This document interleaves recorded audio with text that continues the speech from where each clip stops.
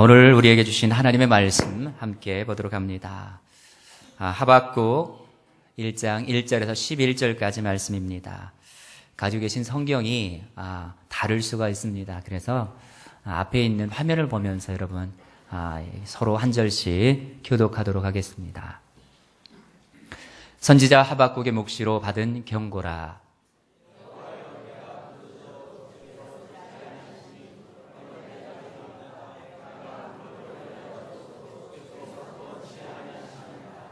어찌하여 나로 간악을 보게 하시며 패역을 목도하게 하시나이까.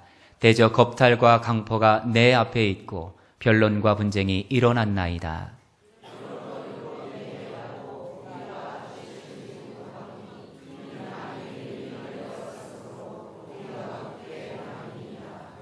여호와께서 가라사대 너희는 열국을 보고 또 보고 놀라고 또 놀랄지어다. 너희 생전에 내가 한 일을 행할 것이라. 혹이 너희에게 고할지라도 너희가 믿지 아니하리라.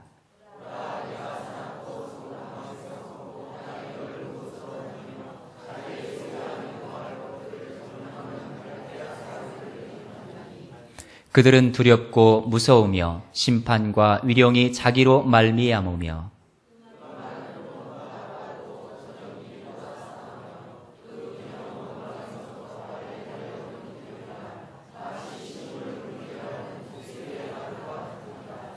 그들은 다 강포를 행하러 오는데 앞을 향하여 나아가며 사람을 사로잡아 모으기를 모래같이 많이 할 것이요.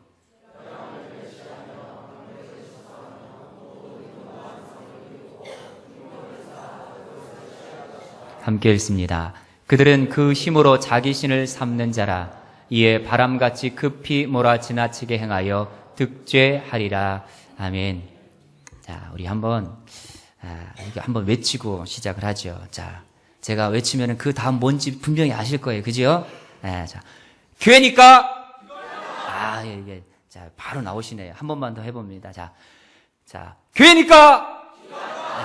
자, 오늘 이 시간에도, 우리에게 말씀을 주실, 은혜로운 목사님을 소개를 합니다. 이준희 목사님이십니다. 미국에서, 이렇게 목회를 하고 계십니다. 그 외에는 저는 몰라요. 하지만, 오늘 우리들에게 꼭 필요한 말씀, 은혜의 말씀을 주실 거로 저는 믿습니다. 오전에 한 번 들었는데요. 더 들으면 더 은혜가 됩니다. 여러분 이 시간에 큰 은혜 받기를 사모하면서 제게도 그 큰 은혜를 깨닫는 은혜를 주세요. 사모하는 마음을 가지고 우리 할렐루야로 서로 화답하도록 하겠습니다. 목사님 나오실 때 여러분 할렐루야 하면서 화답하도록 하겠습니다.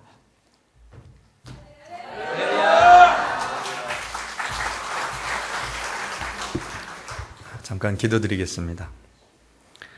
전능하신 하나님, 오늘도 저희를 말씀 앞에 세워주심을 감사드립니다. 저희들이 말씀을 듣고 잊어버리는 자들이 되지 말게 하시고 주의 말씀을 듣고 깨닫고 실천하여 열매 맺는 거룩한 백성들이 되게 축복하여 주옵소서. 또한 부족한 종을 세우셨사오니 성령님이여 역사해 주시고 주님 보혈로 덮어주시며 주의 거룩한 제단 숯불로 입술을 정결케 해주셔서 오직 주의 말씀만 대언되게 도와주옵소서. 예수님의 이름으로 간절히 기도드렸사옵나이다. 아멘. 먼저 부족한 저를 하나님께서 귀하게 쓰시고 아름답게 사용하시는 거룩한 제단에 세워주신 하나님께 영광을 돌리고 정말 존경하는 박혜범 목사님, 저희 선배님 되시고요. 또 저의 목회적인 여러 가지 필요할 때마다 또 멘토가 되어주시는 귀한 목사님 또 감사드리고, 교회를 섬기시는 우리 중직 여러분들, 또 장로님, 권사님, 우리 성도님들 모든 분들께 감사의 말씀을 드립니다. 저는 선생님들을 굉장히 존경하고 좀 착한 학생으로 열심히 학교 생활을 했는데요. 사실 저희 아버님도 선생님이셨습니다. 대전에서 오랫동안 교편을 잡으셨는데, 그래서 제가 선생님들을 사랑하고 존경했지만은 너무 수줍어서 선생님들 가까이 잘 가지도 못했고, 특별히 선생님들께 질문을 하지 못한 것 같아요. 그래서 늘 궁금한 게 있어도 너무 부끄러워서 질문을 못하고 집에 와서 혼자 이제 해결하고 그렇게 하다 보니까 또 공부를 또 성실하게 했으면 괜찮은데 집에서 해결하다 안 되면 덮고, 그래서 초등학교, 중학교, 고등학교, 대학교 미국에서 공부할 때까지도 나름대로 해석하다가 제가 쌓아왔던 그 지식은 굉장히 좀 편파적이고 좀 파편적으로 이렇게 흩어져 있는 걸 제가 많이 느낍니다. 그래서 그런 부족함이 많이 느껴지는데요. 근데 너무 감사한 것은 제가 20대 초반에 예수님을 영접하고 하나님을 알면서 하나님께서 은혜를 주셨는데, 기도를 하나님께서 시키시면서 늘 하나님 앞에 궁금한 것을 물어볼 수 있도록 그렇게 은혜를 주셨습니다. 그래서 제가 모르는 거, 또 의심이 되는 거, 또 때로는 불평이나 원망이 나올 때조차도 하나님 앞에 물어볼 수 있는 용기를 주셨고, 물어볼 때마다 하나님의 말씀으로, 또 성령님의 지혜로, 또 다른 분의 조언으로 많은 것들을 깨닫게 해 주셨습니다. 그래서 하나님이 얼마나 가깝게 느껴지는지 몰라요. 그래서 제가 가지고 있는 신앙, 제 안에 형성되어 있는 이 신앙은 하나님의 은혜로 왜곡됨이 없이 만들어진 것 같습니다. 제가 어떤 지식을 많이 안다는 얘기가 아니라 하나님을 알려고 노력하고 연구하고 말씀을 공부하는 그 모든 노력들이 하나님을 아는 것에 방해가 되지 않고 하나님을 더 사랑할 수 있게 제 안에서 역사하는 그런 재료가 되는 것을 많이 느끼게 됩니다. 사랑하는 성도님 여러분, 여러분들은 어떠십니까? 하나님에게 질문을 많이 하는 성도님이십니까? 아니면 집에 가서 혼자 해결하시다가 나름대로 해결하다가 신앙의 왜곡된 현상들을 가지고 계시는, 쓴뿌리들을 가지고 계시는 성도님들이십니까? 저는 보스턴에서 목회하고 있는데요.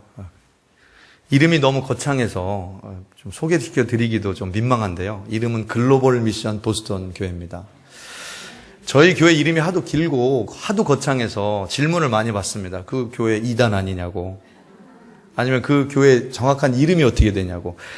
제가 지금까지 여러 교회도 다녀봤고 저희 교회 장로님들, 권사님들도 대표 기도하실 때 여러 번 얘기하시는데 한 번도 정확하게 교회 이름을 기도하신 적이 없어요. 어느 날은 글로벌 교회 보스턴이라고도 하시고, 어느 날은 보스턴 교회 글로벌이라고도 하시고, 정확한 이름은 글로벌 미션 보스턴 감리교회입니다. 이름은 뜻은 좋잖아요. 글로벌. 세계적인 선교를 위한 교회다, 이런 뜻입니다. 그런데 저희 교회가 하버드, MIT가 있는 그 매사추세츠 에버뉴 그 근처에 있습니다. 하버드 바로 옆에 있어요, 저희 교회가. 그래서 우리 청년들이나 또 청장년들이 많이 옵니다. 영 커플들. 그런데 그분들이 다 공부하는 분들인데 신앙이 있는 분들도 오지만 신앙이 없는 분들도 오는 거예요.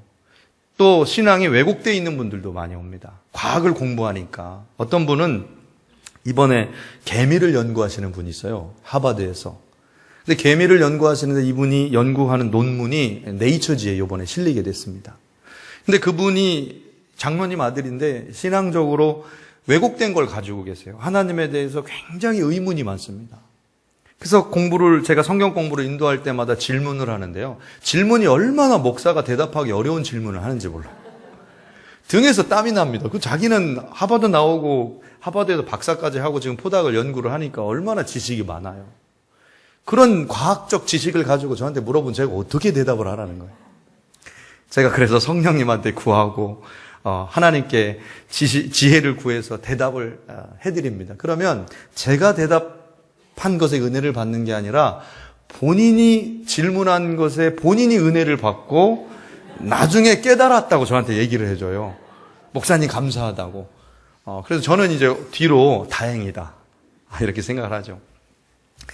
사랑하는 성도님 여러분 어떠십니까? 하나님 앞에 질문을 던진다는 것, 때로 하나님 이런 것까지 제가 질문할 수 있습니까? 하나님 대답해 주실 수 있습니까?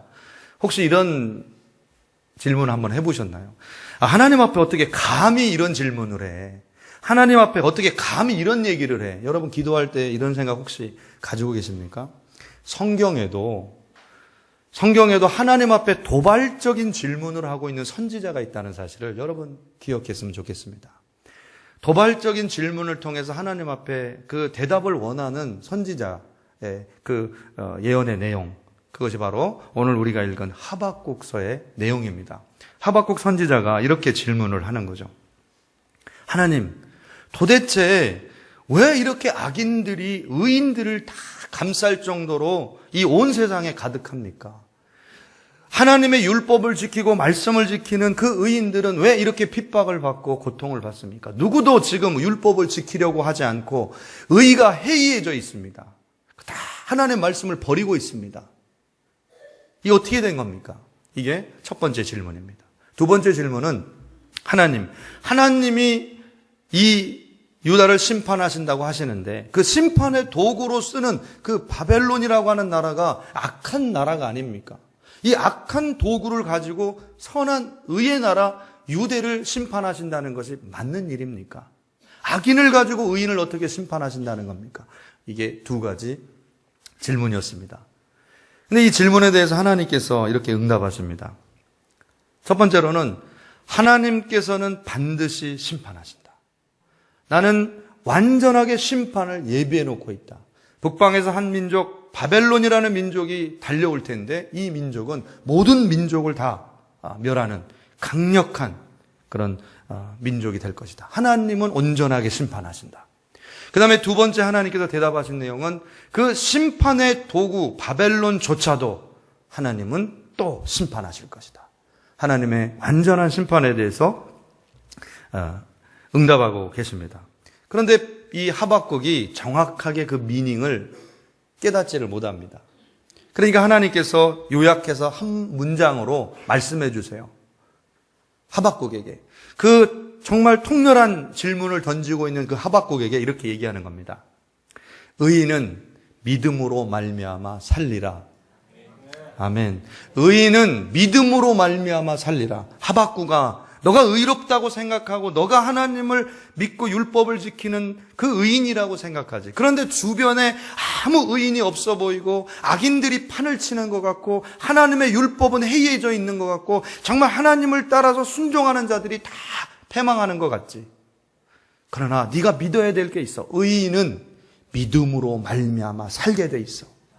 주변을 보지 말고 다른 사람들을 보지 말고 악의 그 형통을 부러워하지 말고 하나님만을 바라보며 의인으로서 살아. 그러면 너는 그 의 때문에 살게 될 거야.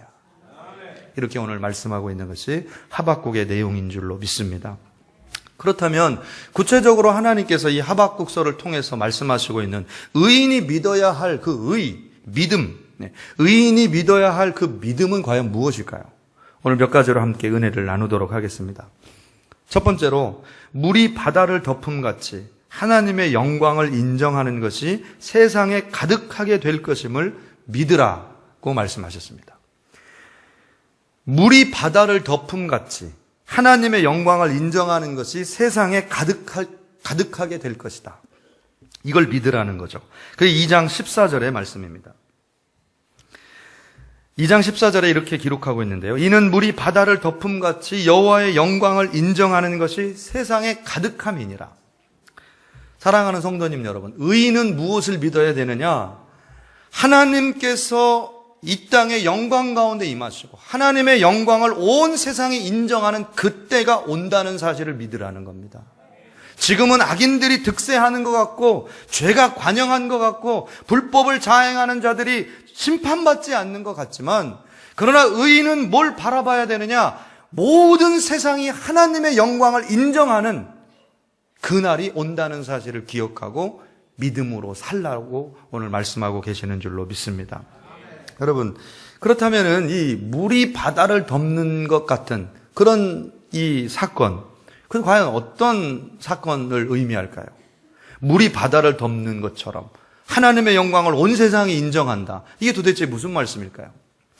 오늘 여기에서 그 덮는다라는 단어, 덮는다라는 뜻을 가지고 있는 히브리 단어가 이 카사라고 하는 단어입니다. 카사. 이 카사라고 하는 단어는 몇 가지 의미로 쓰였어요. 아주 흔하게, 구약 성경에 아주 흔하게 사용되는 단어입니다. 덮는다라는 뜻이에요. cover.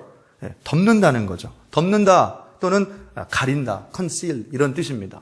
그런데 이 덮는다라고 하는 이 카사가 물이 덮는다, 바다가 뭘 덮는다라고 이렇게 쓰여진, 물과 함께 쓰여진 그 용법이 있어요. 이 용례가 있습니다. 그 용례가 어디냐면 출애굽기 14장입니다. 할렐루야.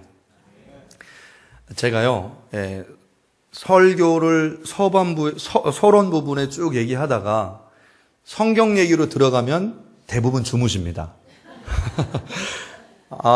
한국 교회는 예화를 좋아하시기 때문에 예화를 제가 들으면 다 들으세요. 그런데 성경을 딱 얘기하면 바로 눈을 감으세요. 천국에 바로 올라가시는 거죠. 사랑하는 성도님 여러분, 잠깐 내려오셔서 저하고 같이 말씀을 나누실 수 있길 축복합니다. 할렐루야. 출애굽기 14장에 보면은 그 이스라엘 백성들이 홍해 바다를 건너는 장면이 기록되어 있습니다. 그런데 홍해 바다를 이스라엘 백성들이 건너는데 뒤에 애굽 군대가 특별 병거 600대, 그 다음에 애굽에 있는 모든 병거를 다 동원해서 이스라엘 백성들을 쫓아옵니다. 근데 그 쫓아오는 장면에 이스라엘 백성들은 그 홍해 바다를 건넜고 이제 새벽이 돼서 이 물의 힘이 기력이 회복되자마자 이 물이 바다가 홍해 바다 물이 이 애굽 군대를 덮었다라는 표현이 나옵니다. 물이 덮었다. 그때 카사라고 하는 단어가 쓰여진 거예요. 그러니까 여러분, 물이 바다를 덮는 것 같이 하나님의 영광을 인정하는 것이 가득한 그 때가 온다라고 하는 표현을 들었을 때, 이 하박국이 예언하는 그 예언의 이 문장을 들었을 때 이스라엘 백성들은 뭐를 생각하게 되냐면, 그 사건, 출애굽기 14장의 그 출애굽 사건, 하나님께서 바다로 애굽 군대를 다 뒤집어 덮어버렸던 그 사건을 얘기하는구나, 이렇게 느낀다는 겁니다. 아멘입니까? 그래서 이스라엘 백성들과 그때 당시에 최강대국이었던 애굽 군대가 물로 다 덮임을 받아서 모든 세상에, 그때 당시에 중근동 지방의 중심 지역이었던 홍해바다 앞에서 일어났던 그 사건을 하나님이 영광 받으시는 사건으로, 하나님이 온 세상으로부터 영광을 받는 사건으로 이스라엘 백성들은 기억한다는 거예요. 상징적인 사건입니다. 그런데 이렇게 얘기할 수 있죠. 목사님, 그거는 그쪽 중근동 지방 애굽 그 광야의 홍해바다에서만 있었던 일이지 그게 전 세계에, 온 세상에게 있었던 일은 아니지 않습니까? 이렇게 얘기할 수 있습니다. 맞습니다. 정말 온 세상을 덮는, 온 세상이 물이 바다가 덮어지는 것처럼, 물이 바다를 덮는 것처럼 온 세상이 여호와의 영광을 인정하는 사건, 그 사건이 또 한 번 벌어집니다. 그 벌어진 사건이 어떤 사건이냐? 예수 그리스도의 사건이었습니다. 이건 무슨 말씀이냐? 여러분, 아까 제가 카사라고 하는 단어를 설명을 드렸는데, 이 단어가 부끄러움을 가린다라는, 이 가린다라는 뜻으로도 쓰입니다. 그 사용된 용례가 어디에 있냐면 창세기 9장에 있습니다. 창세기 9장. 창세기 9장에 보면은 노아가 이 방주에서 나와서 농사를 집니다. 농사를 져서 소출을 얻었는데 그때 소출을 얻은 것이 포도입니다. 포도. 그래서 포도주를 담아서 그 포도주를 먹었는데 너무 취해가지고 발가벗고 이제 잠에 들은 겁니다. 근데 그 밤에 그 잠든 그 발가벗은 아버지를 셈과 이 야벳이라고 하는 두 아들이 뒷걸음질을 치고 가가지고 옷으로 그 부끄러운 것을 가려줬다. 이 가리다. 이 단어가 카사라고 하는 단어. 똑같은 단어가 쓰였다는 거예요. 그러니까 부끄러움을 가려준다라고 하는 사건으로 쓸 때도 이 덮어준다라는 단어를 썼다는 겁니다. 이 덮어주는 사건, 온 세상의 사람들을 부끄러움에서 부끄러움을 덮어주는 사건이 일어났는데 누구를 통해서 일어났느냐? 예수 그리스도의 십자가를 통해서 일어났다는 겁니다. 제가 여기까지 말씀을 드리면은, 목사님, 좀 논리 비약이 좀 심하지 않습니까? 이렇게 질문하실 수도 있습니다. 그런데 이 물이 바다를 덮는 것 같이 하나님의 영광을 온 세상이 인정하는 그 때가 온다라는 이 문장은 원래는 이사야 11장의 말씀입니다. 할렐루야. 우리 성도님들은요, 제가 이 성경을 계속 얘기하면 한 2번 정도까지는 듣는데 3번째 성경 나오면 다 주무십니다. 근데 오늘 이 하늘빛 교회는 성경을 얘기하면 얘기할수록 더 뜨거워지네요. 눈빛이 너무 뜨거워서 막 땀이 나고 있습니다. 저를 막 잡아먹을 것 같이. 저를 사랑해 주세요. 예, 할렐루야. 표정이 굉장히 굳어 계세요, 여러분들이. 무슨 얘기 하나 보자. 예, 틀리기만 해봐라. 등에 땀이 나요, 저가. 예, 웃어주세요. 그래서 이사야 11장의 말씀에 나오는 말씀이 이 물이 바다를 덮는 것 같이 여호와의 영광이 충만한 그때를 얘기하고 있습니다. 근데 그 이사야 11장의 전체 내용이 무슨 내용이냐? 이새의 뿌리에서 메시아가 나온다는 메시아 예언입니다. 이 메시아가 다윗의 자손 중에 나오는데 이 메시아가 하나님을 아는 지식을 온 세상에 충만하게 하는 때가 온다는 거예요. 그게 바로 이사야 11장의 내용입니다. 물이 바다를 덮는 것 같이. 그 예언은 누구에 관한 예언이냐? 예수 그리스도에 관한 예언인데 예수님께서 오셔서 무슨 일을 하시느냐? 온 세상을 하나님의 영광으로 인정하는 것으로 덮어버린다는 겁니다. 부끄러움을 가려주는 그 사건을 이루신다는 거예요. 그게 어디에서 일어났느냐? 십자가 사건에서 일어났습니다. 그래서 온 세상 사람들이 한국이나 미국이나 아프리카나 중국이나 어디를 가든지 예수 그리스도의 이름 앞에 나오면 그 피로 우리의 부끄러운 죄악이 가려진다는 사실입니다. 온 세상이 하나님의 영광을 인정하는 때가 왔는데 누구를 통해서 왔느냐? 예수 그리스도를 통해서 오셨다는 겁니다. 할렐루야. 우리 박혜보 목사님, 존경하는 담임 목사님께서도 중국 선교를 정말 목숨을 거시고 열심히 다니시는데 저희 교회에서도 열심으로 중국 선교를 지금 하고 있습니다. 근데 중국에서 말씀을 전하다 보면 아무리 중국에 있는 그 촌부에서부터 정말 이 한국에 있는 정말 믿음의 사람들에서부터 아니면 미국에 있는 그 유학생들에 이르기까지 모든 사람들이 예수의 이름 앞에 나오기만 하면 구원을 얻는 놀라운 역사가 일어난다는 사실을 제가 확인했습니다. 사랑하는 성도님 여러분, 오직 예수 그리스도만이 우리의 부끄러움을 덮어주시는 분인 줄로 믿습니다. 그러나 이 온 세상을 덮는, 온 세상을 부끄러움을 덮어주는 이런 은혜에도 불구하고 모든 사람들이 여호와의 영광을 인정하고 있느냐? 또 여기 질문이 있습니다. 목사님, 예수 그리스도께서 우리를 위해서 십자가에서 달려 돌아가 주셔서 모든 부끄러움, 모든 인류의 부끄러움을 다 덮어주신다고 하셨지만 아직도 하나님을 인정하지 않는 사람들이 얼마나 많습니까? 아직도 이 여러 종교들이 얼마나 자기들이 신이 최고라고 얼마나 이렇게 이방 그 신들을 섬기는 사람들이 얼마나 많이 있습니까? 여호와의 영광이 물이 바다를 덮는 것 같이 인정하는 그런 때가 아직 오지 않은 거 아닙니까? 이런 얘기를 할 수가 있습니다. 그래서 제가 한 가지 말씀만 제가 더 드리려고 합니다. 이 카사라고 하는 단어의 다른 뜻, 아주 자주 사용되는 다른 뜻 중에 하나가, 이 덮는다라고 하는 뜻 중에 하나가 어디에 많이 사용됐느냐? 민수기에 많이 사용됐습니다. 민수기. 성막에 하나님의 구름이 덮었더라. 성막 위에 하나님의 구름이 덮었더라. 이런 얘기를 민수기에 많이 기록하고 있습니다. 근데 민수기에 하나님의 구름이 성막을 덮을 때 어떤 현상이 일어나느냐? 성막은 이스라엘 백성들의 12지파의 그 진 한 가운데에 설치하게 되어 있습니다. 성막을 설치하고 동서남북으로 3지파씩 성막을 바라보면서 진을 펼치게 되어 있어요. 그러니까 성막 위에 구름이 임하게 되면 어떤 사건이 일어나느냐? 모든 이스라엘 백성들이 하나님의 영광을 목도하게 되어 있습니다. 그러니까 하나님의 구름이 성막을 덮은 그 순간에 모든 사람들은 여호와의 영광을 인정할 수밖에 없게 되는 거죠. 이 비슷한 사건이 언제 일어나느냐? 사도행전 1장에 예수님께서 부활하셔서 40일 후에 승천하실 때 이 모든 제자들이 이 예수님의 그 승천 장면을 바라보면서 하늘을 바라봅니다. 그때 천사들이 나타나서 이렇게 얘기하는 거죠. 제자들아, 사람들아, 너희들은 왜 하늘을 쳐다보고 있느냐? 우리 주님께서는 지금 구름 위로 올라가신 그대로 다시 오실 것이다. 다시 오실 주님을 기다리라. 할렐루야.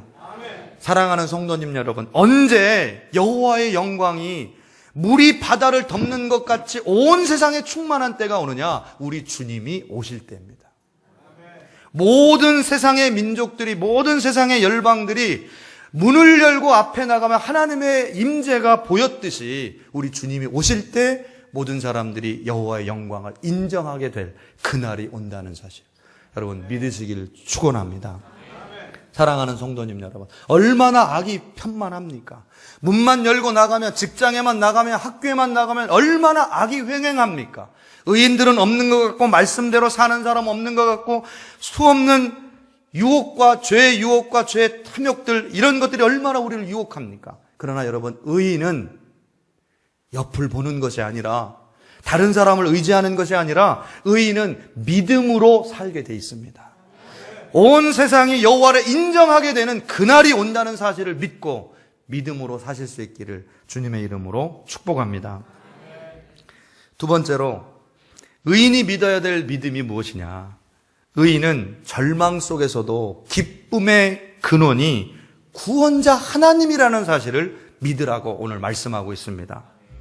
의인은 절망 속에서도 어디로 기쁨을 삼아야 되느냐? 누구로 기쁨을 삼아야 되느냐? 구원자 하나님으로 기쁨을 삼으라는 겁니다. 오늘 우리가 읽은 하박국 말씀 중에 유명한 말씀이 3장 17절 18절에 기록되어 있습니다. 제가 가지고 있는 성경으로 한번 읽어드리도록 하겠습니다. 비록 무화과 나무가 무성하지 못하며 포도나무에 열매가 없으며 감람나무에 소출이 없으며 밭에 먹을 것이 없으며 우리의 양이 없으며 외양간에 소가 없을지라도 나는 여호와로 말미암아 즐거워하며 나의 구원의 하나님으로 말미암아 기뻐하리로다. 아멘. 하박국은 하나님 앞에 통렬하게 질문을 던지면서, 하나님 도대체 왜 이렇습니까? 도대체 이해할 수가 없습니다. 하나님 계획이 무엇입니까? 하나님 앞에 통렬하게 질문하던 이 하박국이 하나님의 계획을 알고 의인이 믿음으로 살아야 된다는 하나님의 말씀의 응답을 듣고 하나님 앞에 고꾸라진 겁니다. 내 기쁨은 내가 무화과 나무에서 얻는 소출에 있지 않습니다. 하나님, 내가 포도나무의 열매에 내가 기뻐하고 의지하지 않습니다. 하나님, 내가 우양의 많고 적음에 내가 울고 웃지 않습니다. 내 기쁨의 근원은 구원자 하나님입니다. 하나님이 나를 구원해 주셨기 때문에 제가 기쁩니다. 오늘 이 고백을 하박국이 하고 있는 줄 믿습니다. 사랑하는 성도님 여러분, 제가 보스턴에서 목회를 하는데요, 성경 공부를 인도하고 말씀을 전하다 보면은 제가 한 8년 정도 보스턴에 있으면서 많은 청년들을 만나봤습니다. 또 이민자 가정들을 많이 만나봤습니다. 그리고 목회를 하면서 느끼는 점은, 이민 상태 자체가, 유학이라고 하는 상태 자체가 굉장히 언스테이블합니다. 그러니까 언제든지 흔들릴 수 있는, 생존 자체가 위협받는 곳이 이 이민사회요, 유학생활입니다. 그러니까 본국에서 어떤 지원이 없으면 유학생활을 할 수가 없고, 또 뭔가 여기서 조금만 자칫 잘못되면 비즈니스 시작됐던 것이 다 허물어질 수 있는 곳이 이민사회입니다. 그러니까 사람들이 신앙생활을 해도 가장 우선이 뭐냐? 자기 서바이벌이에요, 서바이벌. 내가 살아남아야 돼요. 이민사회에서 살아남는 것보다 중요한 게 없습니다. 유학생들도 자기들이 공부하고 지금 석사학위 받고 박사학위 받고 이 경쟁에서 살아남아야 돼요. 서바이벌 해야 돼요. 그게 우선입니다. 그러니 교회 나와도 내 스케줄이 우선이지, 내 서바이벌이 우선이지, 하나님을 경배하고 예배하고 하나님 앞에 헌신하고 충성하고 봉사한다, 이거는 두 번째입니다. 시간이 있을 때, 시험이 끝났을 때, 내가 비즈니스가 잘 됐을 때, 그때 가능한 일이지 지금은 하나님 앞에 충성하지 못한다는 거예요. 이게 이민사회의, 이민교회의 가장 취약점이라는 걸 발견했습니다. 제가. 그럼 하나님께서 왜 우리 교회를 이민사회에 다시 보스턴이라고 하는 그 정말 MIT라고 하는, MIT와 하버드라고 하는 그 학교 정중앙에다 우리를 세워주셨을까? 왜 그러셨을까? 신앙의 본질을 회복하라는 거죠. 이 소명 가지고 목회를 하고 있습니다. 그래서 제가 말씀을 가르칠 때마다 뭘 가르치느냐? 청년들이나 이민자 사회나 모든 성도님들에게 말씀드리는 것은 먼저 그의 나라와 의를 구하라.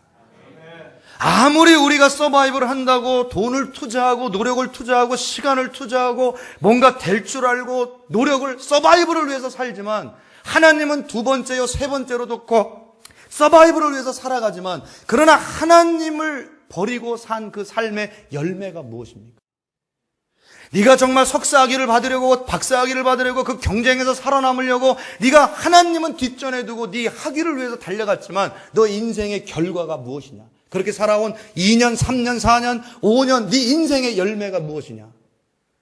너를 위기에서 구해줄 그 하나님, 네 안에 그 예수님이 있느냐? 네가 정말 맞닥뜨려야 될 영혼의 그 순간에, 천국 가야 될 그 영혼의 순간에 너 안에 구원자 예수 그리스도가 있느냐? 먼저 그의 나라와 의를 구하라. 네 안에 예수 그리스도로 인한 구원의 감격이 먼저 회복되기를 축복한다. 이렇게 얘기를 하니까 이 청년들이 변화돼요. 이민 사회가 변화돼요. 내가 지금까지 미국 사회에서 지금까지 내가 유학 생활에서 붙잡으려고 했던 나의 서바이벌, 이거 하나님에게 달린 거구나. 그때부터 이 학생들이요, 연구를 내려놓고 전도한다면 거리로 나옵니다. 그리고 건널목 지나다니는 미국인들, 중국인들, 세계에서 온 여러 학생들에게 복음을 전하기 시작하는 거예요. Do you believe in Jesus Christ? Do you believe in Jesus Christ? Are you attending the church regularly?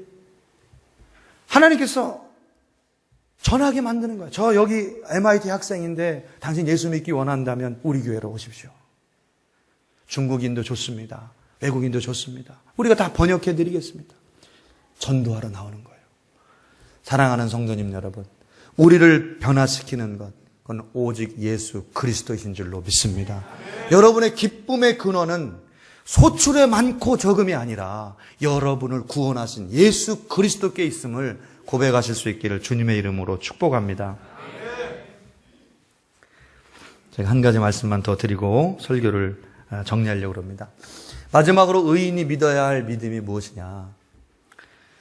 나의 하나님을 내 힘으로 삼는 것, 그것이 바로 의인이 믿어야 할 믿음이라고 오늘 말씀하고 있습니다.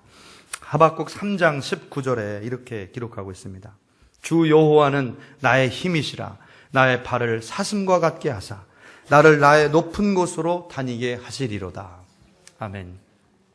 이 말씀을 곰곰이 살펴보면 사슴이라는 짐승이 나옵니다. 사슴이 어디 살죠?